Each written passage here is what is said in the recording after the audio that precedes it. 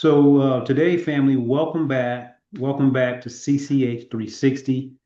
I'm Brother Sifu Lester, and also I have here with us, as usual, Sister Pam Dye from Forever Tai Chi, and our good brother Dan Tracy from Gator Tai Chi.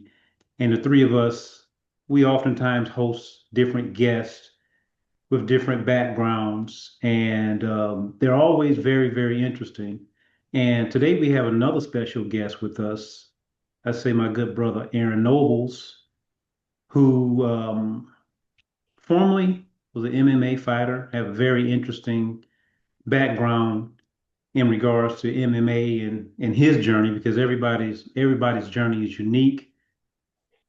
And although I haven't been able to meet the brother personally, we kind of follow each other around online, and I had my eye on him, and I'm like, let's get him back on the show again so he can talk about this. I say this living philosophy seems to be being utilized inside of his Back to the Basics teaching program dealing with boxing, and I'm big on the basics.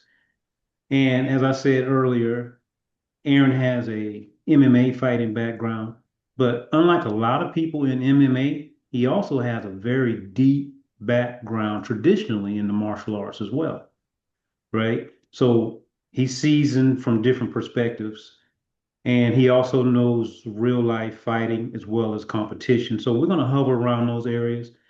And very intelligent brother, a life coach. I'll let him talk to us a little bit more about what life coaching is and who would be interested in the services that he provide. And with no further ado, brother Aaron, welcome back. And if you would, man, just dial us in. Tell us about your back to the basics, the philosophy behind it. How's it going? Where did it come from? A little bit about your traditional background, your MMA fighting. The mic is yours, bro. All right, thank you. I appreciate it. I do want to point out because we've been following each other for a long time. And when I first started following you, I lived up in Philadelphia. And Yeah. then me and my family made a move down to Florida. You was in Florida when I started following you and we were following each other.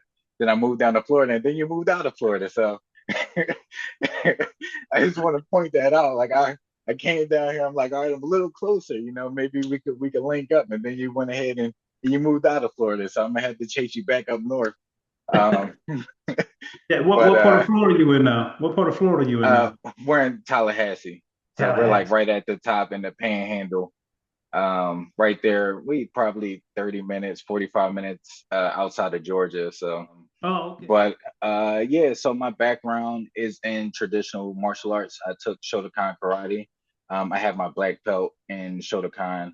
Um, and I started when I was younger in Shotokan. It's like almost everybody's starting. It's like, oh, I was 5 years old and I started in karate. Like literally, I was 5 years old and I started in karate. Like my older brother and my cousin took Taekwondo. And so we were always in the martial arts. Um, but I kind of wanted to go a different direction, even though I like martial arts. Martial arts actually centered me. I had a lot of anger issues when I was younger, but martial arts centered me. It helped me, control my anger and understand aggression and how to channel those things. Um, but I wanted to play football, and I actually walked on at Temple University because my high school didn't have a football team, so I never got a chance to play like organized traditional football. So I walked on at Temple University and made the team. Now making the team, I never played. I was on the team. I was on the bench uh, and on the practice squad. So I was still a help to the people that actually got in the game. Um, and then I got hurt, so I couldn't play football anymore. And I didn't have insurance, so I ended up rehabbing my own injury. And then that's when MMA started being on a rise and it started getting big. So I still had the competitive edge that I had when I played football. So I wanted to compete. So I went to an MMA gym and learned quickly that just Shotokan karate wasn't going to cut it because I got taken down and somebody that was like almost 100 pounds lighter than me kept choking me and making me tap out. So I realized, you gotta mixed martial arts is mixed martial arts for a reason. So I learned a little bit of jujitsu. So I have my blue belt in jujitsu as well. But once I obtained my blue belt in jujitsu, my trainer said that I can start competing in MMA, but I had to do a boxing tournament first. So I did boxing tournament and then I did an MMA tournament and I did good in those. And then we started in being able to compete in MMA. So I competed in MMA for about 10 to 12 years.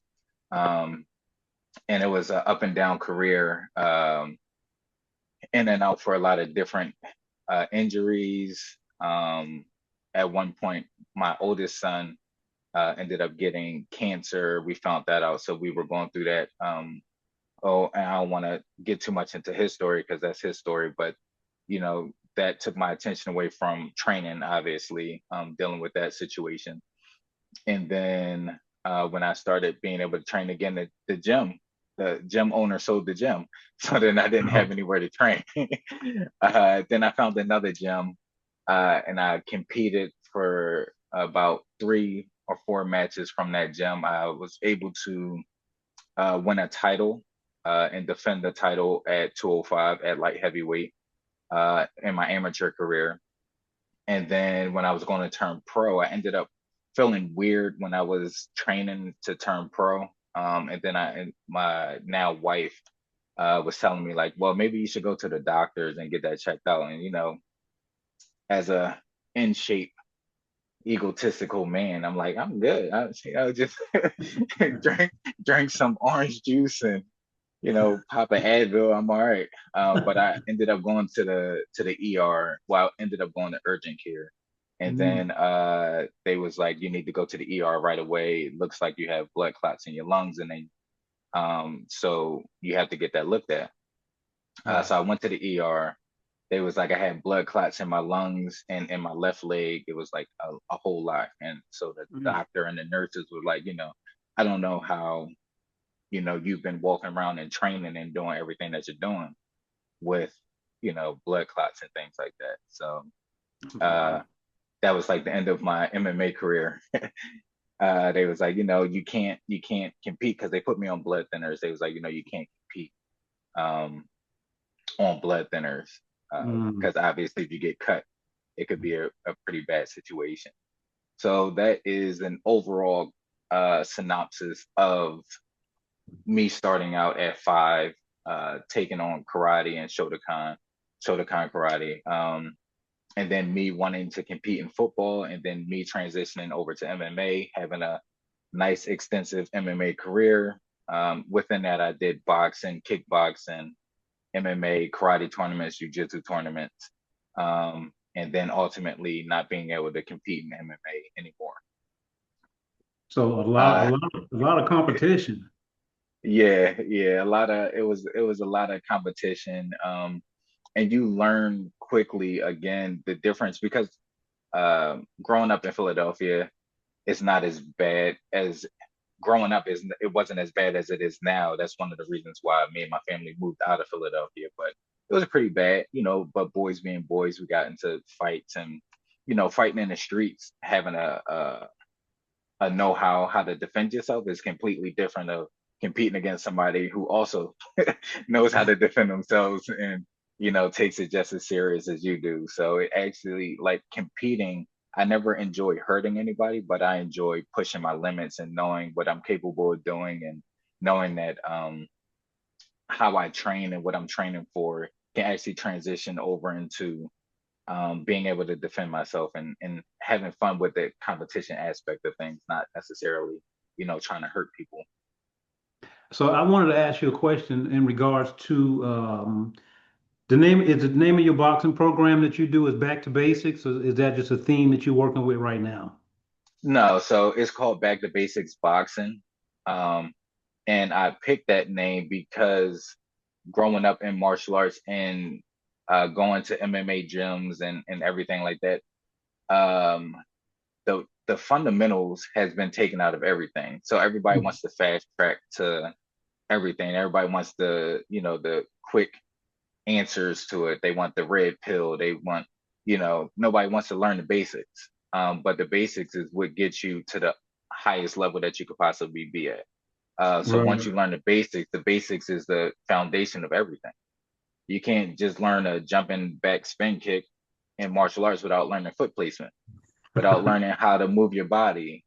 You can't learn how to throw a proper jab if you don't know how to hold your hands, if you don't know where to place your feet and how to transition the weight from your feet up through your body out into the jab. So back to basics is the name of the gym. Back to basics boxing.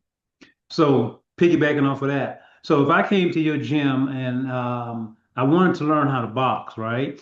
But I have no interest in wanting to learn boxing in a competitive to use it in a competitive format, but strictly for self-defense. So would that journey be walking along the same type of training program, or would it be different for a person that wants to learn for competition versus self-defense? No, so I would say it's all the same, because what I learn, what I teach is the basics, the fundamentals, and then we build on top of that.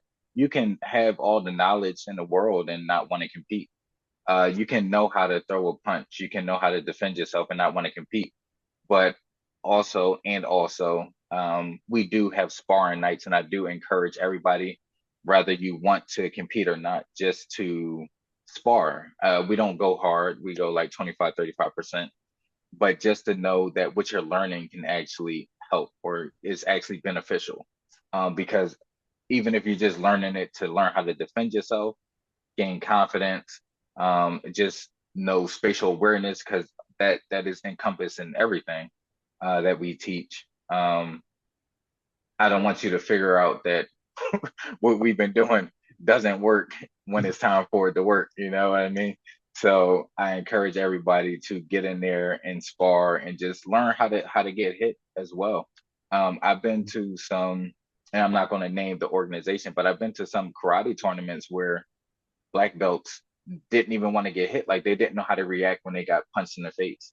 And Mm. you know, if you have a black belt, that means that you trained for years in order to get that. And you know, for somebody to punch you in the face and you don't know how to react to that, that's a trained response as well. Like you don't just wake up and know how to react when you get punched in the face or how to react when somebody's pressuring you. That's something that you have to actually be in those situations to learn how to overcome. So sparring nights, I do encourage it, whether you want to compete or not. Um, just so you know when it's time to defend yourself that you are capable of defending yourself. That totally makes sense. The reason why I was asking it because during the COVID time, I had the opportunity of getting exposed in the boxing world. I say exposed, right? Because it was truly that for me.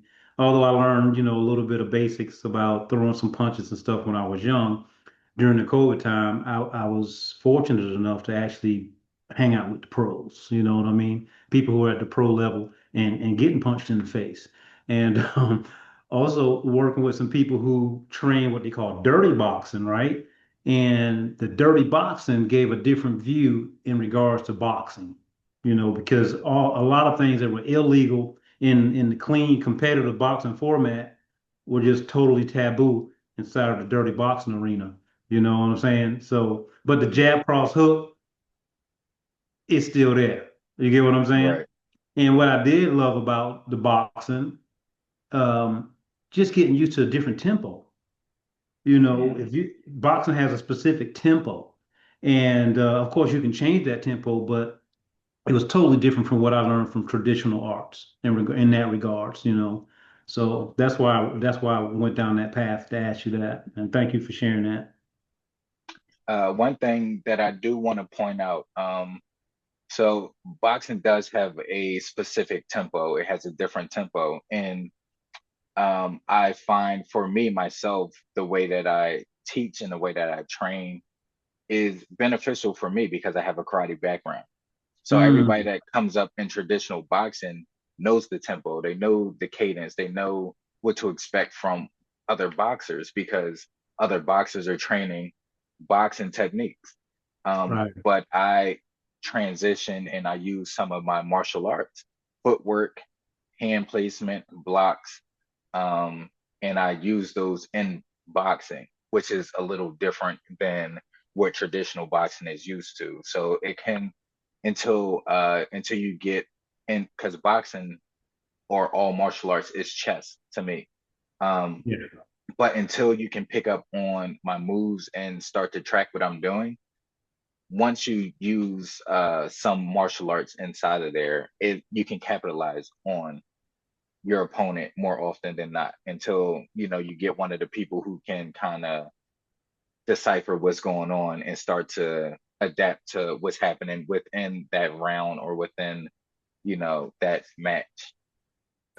Okay. Well, Aaron, I think we met just after COVID or during the COVID period. Um, Yes. and I know you were recovering for you had the lung issues before COVID, correct? Yes, it was right before COVID actually hit. So it was, I think it was 2019, November of 2019, going into the 2020, going into that year. Well, my question is, did you utilize any of your martial arts training to help your healing? At that point in time, I would say I did a lot of breath work. I did a lot of meditation through that period. And that was also again going into COVID where people were going I guess stir crazy because we had to keep distance from one another. So yeah, I did like a lot of self-reflection, meditation during that time, going through that healing process and just learning how to again slow back down, instead of keeping the fast pace that I was trying to go at. Because also at that time, I think I was working probably two or three jobs, um, Uh, two or three jobs in training, and then so yeah, I took that time to take a step back, slow down, um, do a lot more breath work because it was a whole lung issue that I had. With blood clots being in my lungs, and that was the oxygen that I was receiving wasn't significant enough because also you get scar tissue from having blood clots in your lungs. So just having to deal with that situation as well. when you were doing your breath work, you had a slogan you used. Do you remember what that slogan was or is? Breath work is the best work. Yeah, that's right. That was Yeah. great. I have used that. I hope you didn't mind. I borrowed that a couple of times. It's Um, I'm on Facebook a lot. You're on Facebook, and I see you training kids. So maybe you could give us a little, uh, some nuggets on what you're doing there. It's very interesting, and you're really working them hard too. I'm like, wow. Yeah, so most of the kids I just now started teaching other people's kids, because my program when I first started, because I have limited time, um, I was teaching 13 and older, which 13 is still considered a kid, but they're teenagers. Everybody's, anyway, labels are labels. They're kids. But uh, like the smaller kids are normally my son, but we do have a true 8-year old that's in our class now, and we have a 70-year-old that's probably going to be joining us very soon. But I think training at a young age like that is very important. Again, it teaches discipline. It teaches um, it teaches how to overcome adversity. Because yeah, we're the way that I structure the class, like I'm teaching what I'm teaching, but you can go at your own pace. And again, that goes into the aspect of people that want to compete and stuff. I could teach a jab all day, but if you really push yourself through that class, you're going to get in, you're going to get out what you put in. So if you laxy daisy with that jab, then that's what you're gonna get out of it. But I encourage the kids to focus and work just as hard as the older people. The one kid who is 8 who's in the class, his dad is in the class as well. So I'm like, outwork your dad. Whatever your dad is doing, outwork him. Just push yourself, and then that's gonna push your dad because your dad don't want to get beat by his 8-year-old son. But so excuse me, you guys can push each other mentally, and that's going to show up in your physical appearance and the way that you carry yourself as well. So I love that I do have the opportunity to work with kids because it helps build confidence. It gets them away from electronics. It gets them back into their body, learning how to move, learning to know what it feels like to be around other people. Not saying that they're not, but just to be in that atmosphere of camaraderie, that atmosphere of competing in a healthy way, and just uplifting each other. When somebody's tired, you see, you can encourage your dad or you can encourage your friend. So just being in that atmosphere, just being able to teach the younger generation and teach younger kids is just a privilege for me. And honestly, something that I didn't think that I was going to be able to do, because when I started teaching, it was very frustrating for me um, to teach people because I started out with my kids as well, and it was frustrating to me because I'm like, why don't y'all understand how to do this thing? You know, but the thing is, like, I already know how to do it, but it took me years to get to where I'm at. And for me, like, I wasn't understanding. I showed it to you, like, why can't you do it? But having to break that down into steps, and show them step by step how to do it and build them up. And I started to see, even in adults, like the light bulb that goes off in their head when they start to understand and start to understand why we're doing it this way, what happens if we do it a different way, and so on and so forth. And that light bulb moment is really what got me deep into loving teaching. And that younger generation is just awesome that I'm able to do that as well. So you just mentioned that light bulb moment a couple times here, and I wanted to ask you, in Tai Chi, we talk about Tai Chi being a body, mind, and spirit or emotion type of practice. So how would you compare and contrast boxing in that regard? So how does boxing sharpen our mind, and what type of mental skills does it help build? Have you noticed? I would say because, and again, like I mentioned earlier, like when I do something that's from martial arts, it throws people off because they're used to traditional boxing. But and I try to teach everybody, it's chess. So when we're boxing, I have to look at every single thing you do, every step that you take, every breath that you take, every movement you make, in order to start to formulate who you are as a person and how you operate. So it teaches us, in boxing, and I would just say martial arts. And I do consider boxing as a martial art because um, martial is, physical, and art is, it's an art to boxing. So is everybody says it's a science or whatever. I still consider it a martial art. Absolutely. But um, just to understand movement, understand foot placement, the way people breathe, the way people think. Um, you have to, it's a certain level of thinking that you have to put into that. And it's a certain level of understanding of the human body that you also have to understand. Because if I get you to move this way and put your hand that way because I throw a punch, then you can't do certain things because you're off balance. So just understanding body mechanics, um, understanding like what your body's capable of doing, because everything I teach, my body type is different than everybody else's. So it's a lot of thinking that goes into it. It's a lot of processing that goes into it. It's a lot of psychological um, mind games, if you will, that goes into it. And you know, your heart, your mind, your spirit, all has to be in it, because if that's not all one, then once one of it breaks, then everything falls apart. And I think that's true for all martial arts. Just like you said in Tai Chi, I think that is all together. If I don't have the heart to endure the pressure that you put on me, then my mind is going to break. And then once my mind breaks, then my spirit breaks. And once you break my spirit, you can hit me with the weakest punch ever, and I may not want to get back up after that.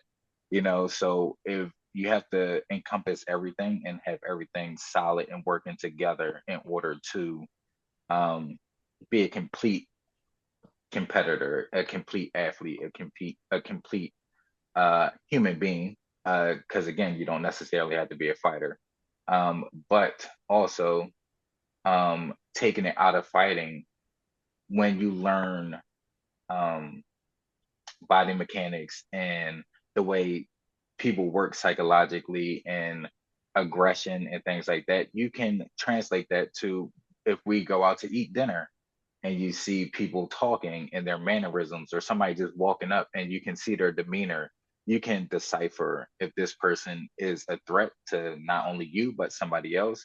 Situational awareness, spatial awareness, knowing how you need to stand, how you need to move when you see a possible threat in the area, because a lot of people just, nonchalant, and not pay attention to anything. But once you know those things, you can't unknow it. So you can kind of figure out who, even in the workplace, who in the workplace is a mean-spirited person, who in the workplace is a genuine person, and things like that. Just all from learning boxing or a martial art. I do have a question regarding that. Your broad spectrum of knowledge with the martial arts, do you have a particular style that maybe just boxers would not? Do I hear that from you maybe? So I would say I use different angles. Um, and as far as styles, and I talk to my son about this more often than because my gym is still young. My gym is a year old. We just hit a year last week.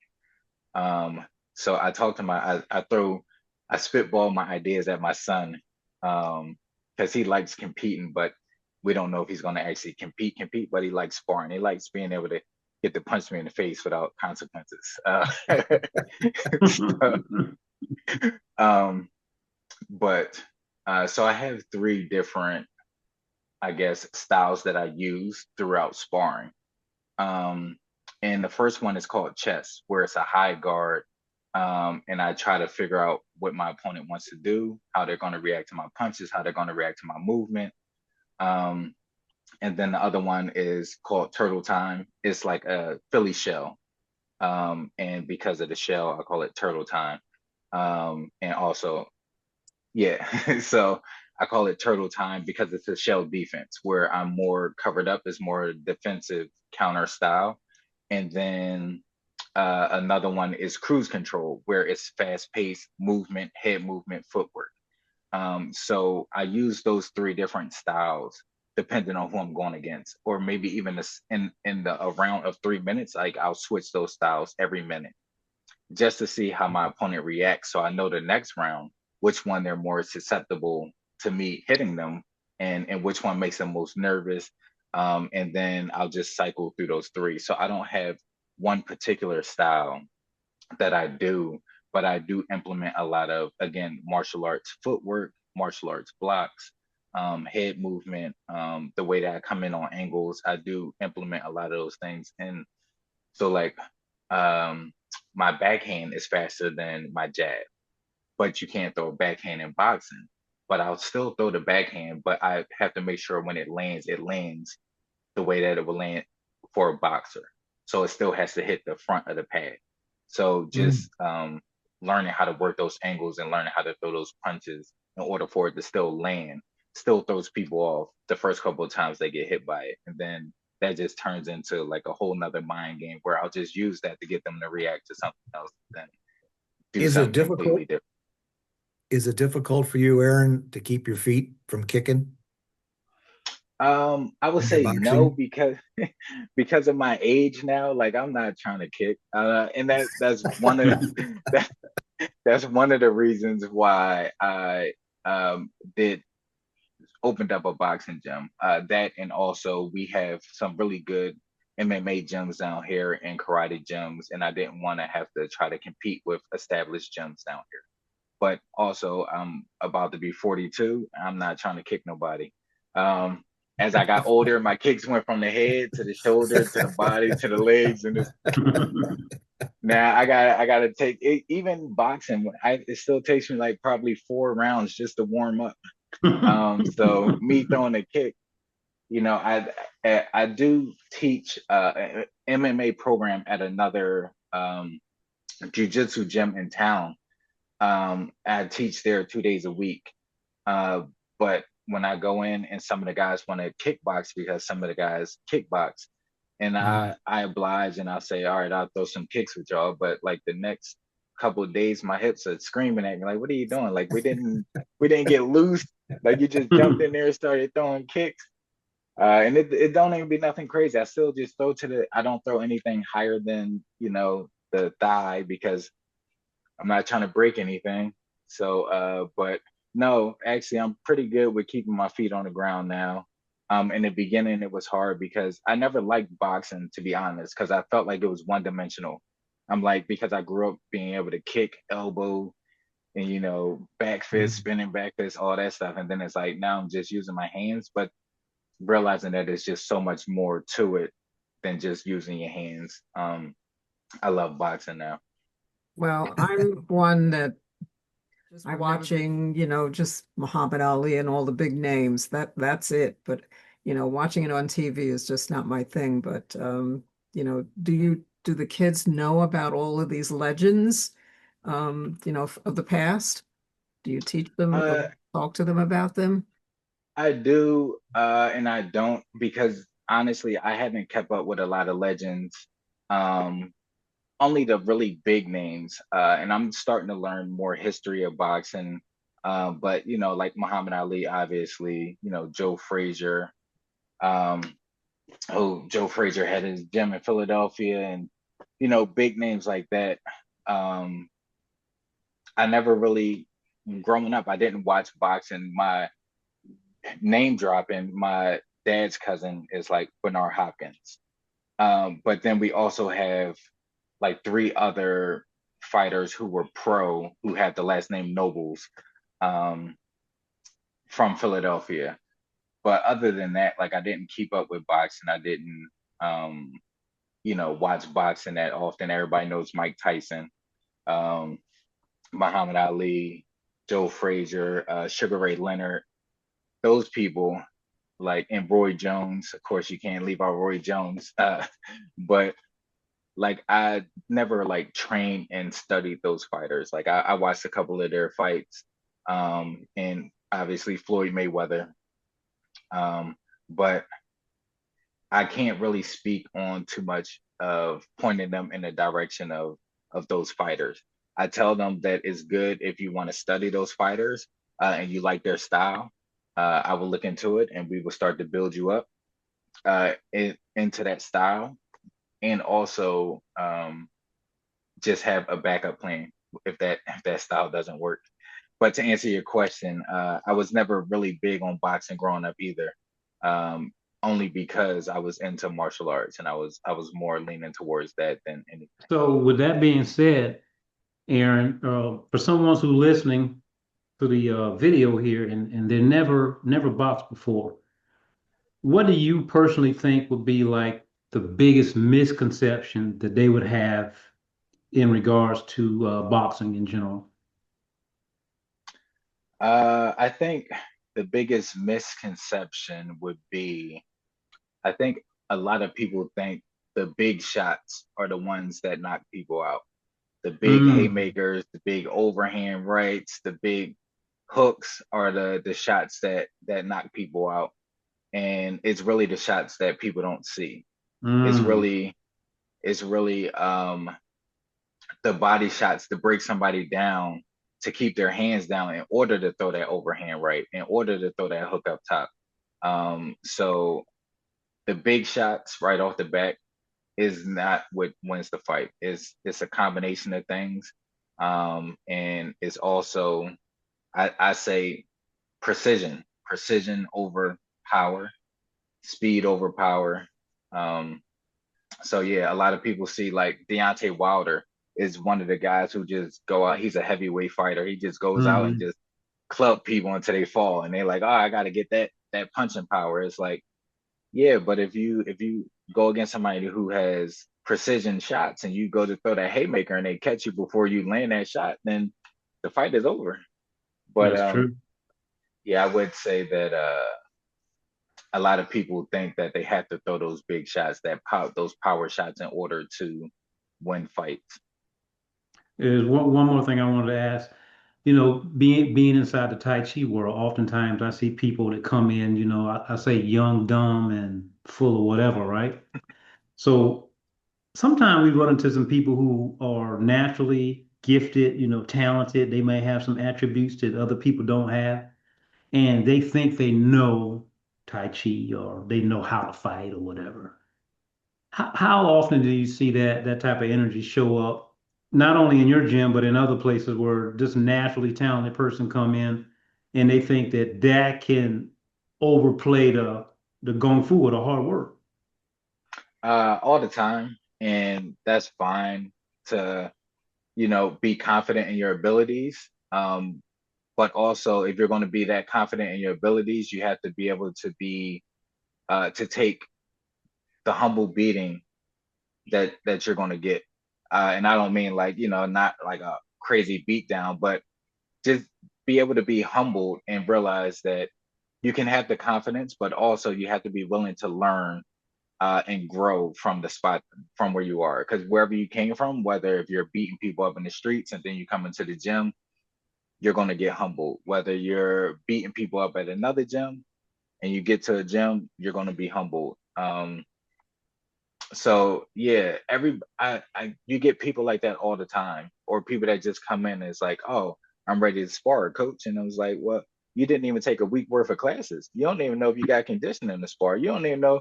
I don't even know if you could throw a real punch. But you ready to come in and spar. You don't got a mouthpiece, even though we going 20 to 30%, 25, 35%.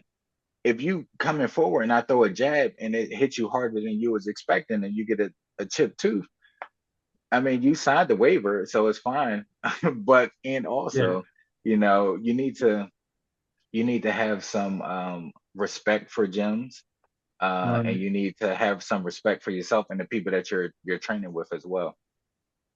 That a good old humility goes a long way, don't Yeah, and again, it? like I said, I thought I was good. I had a black belt in karate, and I got in there, and little guys slamming me down and choking me out. I'm like, all right, well, maybe I need to learn something because Yeah. what I've been learning all this time is not really beneficial. Hey, Sifu always tells us, man, he says, never be satisfied. He said, you can be happy with what you have, he says, but never be satisfied. We all, it's our human nature to always strive to be better. So why would you be satisfied? You know what I'm saying? So Yeah, to me, it's that always always, another level. there's always another level. So just to slide a little bit into another direction, dealing with your, I see you're a man that wear many suits. And one thing that I remember speaking to you about before was your counseling. I think you were counseling people, and you have a background in psychology or something like that. I'm not so sure, but if you would share a little bit of that with us, and maybe some people who would be interested in seeing, having some one-on-one time with you in that regards as well. Yeah, so I went to, like I said, I went to Temple University. So I went to Temple University for psychology, and I do life coaching, personal development coaching, and excuse me, I really help people with like anxiety, overcoming anxiety, stress management, um, anger management, things like that. And I tend to try to help people with things that I've overcome. So I've been doing that since before I moved down here. So I met you guys. So before like 2017, I was probably started my life coaching, personal development coaching. Um, and those are the type of things that I help people with. I do offer a free hour just to, talk and see if I'm a good fit as a life coach for you, as well as if I'm able to help you as a client. Because for me, it's not the money that draws me to it. I enjoy helping people. Um, so if I can help you overcome some of the things that you're going through, that's what I'm looking to do. If you feel like that I'm not the person for you, that's fine. Um, but I'll tell you right off the back, if you have like financial issues, I'm not a financial coach. If you find one, let me know because I may need a financial coach at some point in time. But yeah, I tend to help people with things that I've overcome in my life. And uh, one of the misconceptions about life coaching, I know you didn't ask, but I just want to put it out there, Mhm. is that we fix your issues. We don't. Life coaching gives you the tools to fix your Mhm. own issues. So we give you the tools and the ability and the confidence to go and fix your own personal problems. And the only thing that we can do is keep providing tools and keep checking in, hold you accountable. So it's not a one conversation fix all type of situation. It's an ongoing process of looking at yourself, doing a deep dive, trying to overcome hurdles little by little. Um, so a life coach provides tools and opportunities and confidence for you to fix your own issues. They don't go in and fix your issues for you. They're not mechanics where you bring me your issues and I'm gonna fix them and then give it back to you and you're good to go. Right. So I'm sure along with that is like a mentorship type thing going on as well. Yeah, and that grows over time, because uh, as a mentor, the people that you mentor have to have trust to actually open up and confide in you, and you have to, hold them accountable and build trust on your end as well that they're actually being open and honest with you. So it's something that grows over time. It's not again a one conversation thing like, hey, now we besties and we're gonna fix your issues. It's something that Right. grows over time. So if someone was interested in having that first free consultation, how would they go about arranging that? Right now, I still just work off of my Facebook and my Instagram. On Facebook is Aaron T Nobles. You can look me up on there and just DM me, and I'll get right back to you. On Instagram, I think I changed my name to the dot noble life. And if you look me up on there, you could just message me and I'll get back to you as soon as possible. I will say right now, when you go on my page, it's nothing but boxing information on there. It's nothing but boxing reels, the things that we're doing in the gym. But I do still offer life coaching. It's just opening up a physical building for boxing. I'm putting a lot of time and effort into that. But I did not give up on life coaching as well. I don't have a physical building for life coaching. Life coaching is normally done um, via Zoom or Google Meets or something like that over the phone. Only because right now the people that I do coaching for are up in Philadelphia. So I do not have any clientele down in Tallahassee. But if you are in Tallahassee or in this or the surrounding areas, we can meet in person to have some life coaching. Hey man, that's perfect. And honestly, that's why we have conversations like this because it matters that we can kind of express and let people know exactly how things are and clear up these misconceptions because what I'm gathering more and more as we talk, boxing is certainly not just a sport. A lot of people think it's just a sport, but dealing with you, I will call you a professional, no doubt. Boxing is simply, not saying that it's simple because it's definitely not simple, but it's simply a personal transformation tool. And I say what the practitioner choose to use it for, whether it's self-defense or competitive nature or just to be healthy, because I've seen people get in shape with boxing too. So I guess it just depends on what do you want to do with this tool. It is a transformational tool. And as you said, I can give you the tool. It's up to you to use it. Right, Yeah, exactly. And like I definitely agree with that. thank you, man. Thank you very much.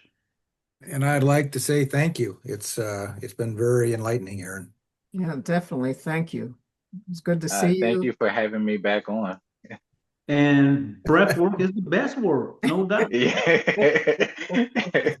Gotta remember that one, man. Yeah, hey, I use like it. that. If it's working for you, use it. Hey, I'm gonna shout it out though for sure. Breath work is the best work.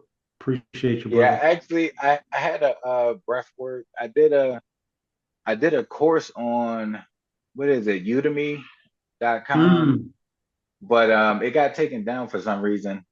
But yeah, that was years ago. That was when I first moved down here. I put a Mhm. course up on there, a breathwork course, and it got taken down for some reason. I never reached back out to figure out what happened, but it was up there for probably a good year. Yeah, one thing I love about the boxing, man, because I love footwork. You know what I'm saying? And the boxing Yeah, footwork is undeniably just super awesome, man. yeah. Footwork. A lot of people hate it when they come in because all we do is footwork. They're like, we've been doing footwork for like 45 minutes, and I'm like, yeah, you need to Oh learn how to yeah. move. Yeah. People don't think about that. They don't know how important that footwork is, man. Until they get hit and they be like, Coach, what I do wrong? I'm like, you didn't move. Don't be Simple as there. that. Yeah, don't be there. Don't be there. Yeah. Hey, that's what I tell them. I say my first line of defense is my footwork. My second line of defense is my head movement. And the third line is me blocking the punch. Because I don't Well, know how fast you are. I don't know how strong you are. So I'm not trying to see if I could block your punch. If I'm not there, you can't hit me. So I'd rather not be there than to I think figure it's out I if think I'm it's going to be fast. I think it was Pernell Whitaker. He said when he first started boxing, it was nothing but footwork. It was all defense. It was no, Hmm. you ain't throwing no punches. He went through that for, I want to say, a couple years. Yeah. Most people don't have the discipline for that. They don't want to stick with that. And that's the way his dad taught him. Just moving your feet, bro.